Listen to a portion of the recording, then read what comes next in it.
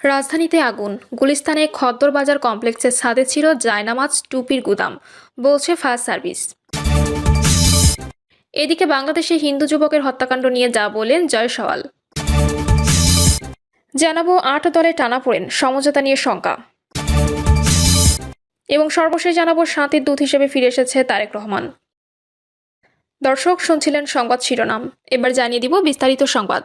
তবে তার আগে অনুরোধ থাকবে ভিডিওটিতে একটি লাইক দিন এবং ভিডিও সম্পর্কে আপনাদের গুরুত্বপূর্ণ মতামত কমেন্ট করে জানিয়ে দিন।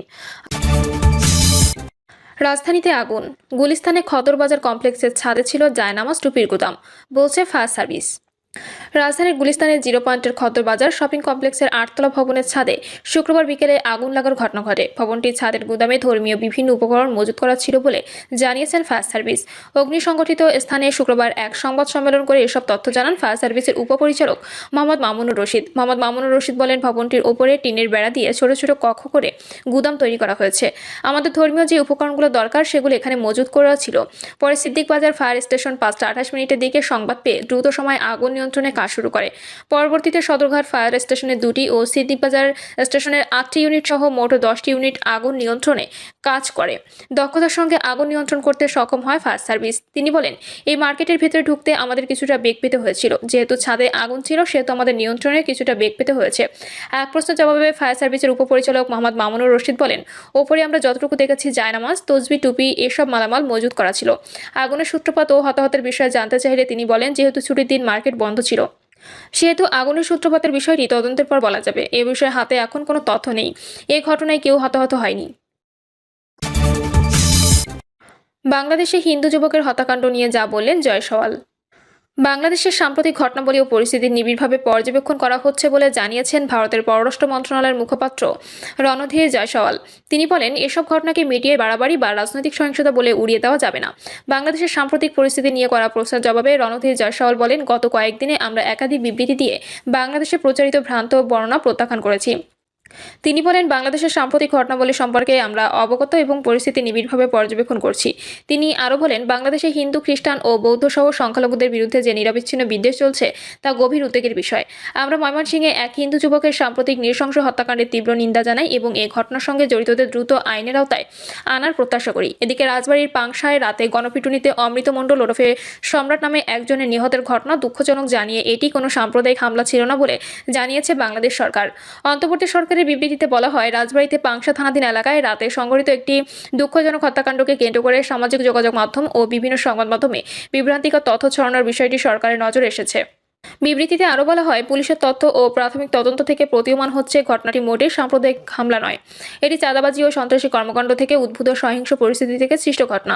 নিহত ব্যক্তি শীর্ষ সন্ত্রাসী অমৃত মণ্ডল ওরফে সম্রাট চাঁদা দাবির উদ্দেশ্যে এলাকায় উপস্থিত হন এবং বিক্ষুব্ধ স্থানীয় জনতার সঙ্গে সংঘর্ষের এক পর্যায়ে প্রাণ হারান। তিনি ইতোপূর্বে 2023 সালে রুজুকৃত হত্যা এবং চাঁদাবাজির মামলা সহ একাধিক গুরুতর মামলায় আসামি ছিলেন। এসব মামলায় তার বিরুদ্ধে গ্রেপ্তারি পরোয়ানা রয়েছে।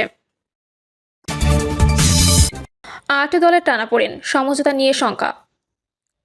আগামী ত্রয়োদশ জাতীয় সংসদ নির্বাচনকে সামনে রেখে সমঝোতার ভিত্তিতে নির্বাচনে যাওয়ার সিদ্ধান্ত নিলেও ইসলামী ৮ দলের মধ্যে এখন টানাপোড়েন স্পষ্ট হয়ে উঠেছে।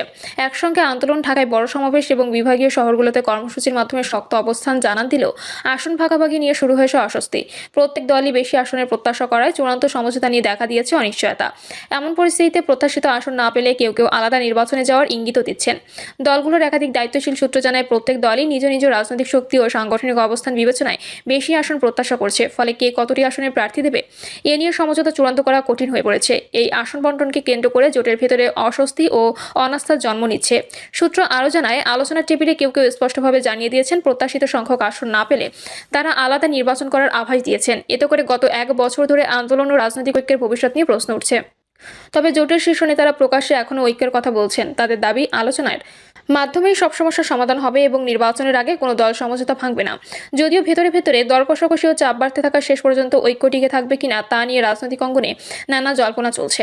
বাংলাদেশ খেলাফত মজলিসের মহাসচিব জালালউদ্দিন আহমেদ বলেন, আমাদের ভেতর যাদের যে ন্যায্য প্রাপ্য তার থেকে প্রস্তাব কম আসছে, তাই একটু ঝামেলা তৈরি হয়েছে। প্রত্যেক দলেরই একটা সম্মান আছে, চাহিদা আছে, তাদের ন্যায্য অধিকারটা নিশ্চিত করা দরকার। কাজ করতে গিয়ে সবার চাহিদার সম্মিলন হচ্ছে না।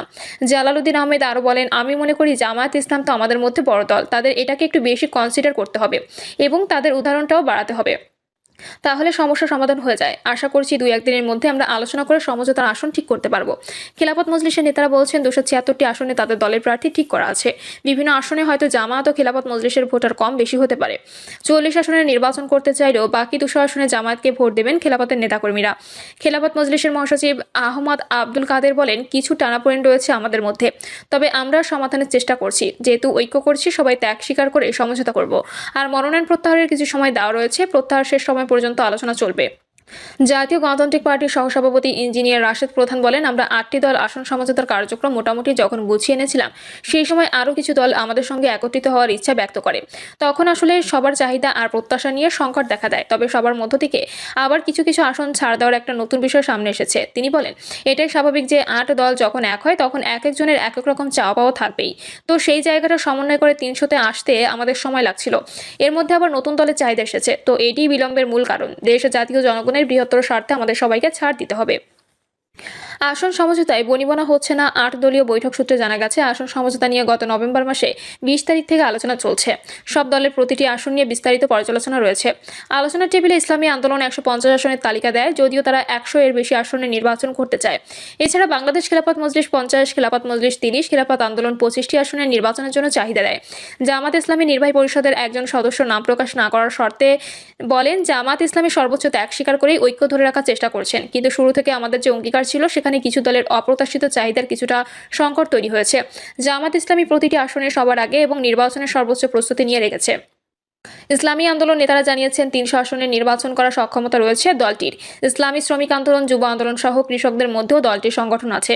আইনজীবীদের মধ্যে আছে, সব শ্রেণী পেশার লোক আছে। সুতরাং দলটির নেতাকর্মীদের কিছু প্রত্যাশাও রয়েছে। এখন সমঝোতায় এসব বিবেচনা না করলে ভিন্ন চিন্তা করতে হবে। এই বিষয়ে জানতে চাওয়া হলে ইসলামী আন্দোলন বাংলাদেশের সহকারী মহাসচিব মাওলানা শেখ ফজলে বারী মাসুদ বলেন, আমাদের সমঝোতা এখনো ভাঙেনি। মিডিয়া ভুলভাবে উপস্থাপন করছে। আমরা বিএনপির সঙ্গে যাব না। জামাতের সঙ্গে ভাঙলেও আমরা ইসলামী জোট করব। তিনি বলেন, আমাদের ঐক্য হলেও এখন কেউ হার্ডলাইনে চলে যাচ্ছে, তাই সবাই ছাড়ের মন মানসিকতা থাকতে হবে। ইসলামী আন্দোলন কখনোই অবাস্তবিক কোনো প্রত্যাশা করে না।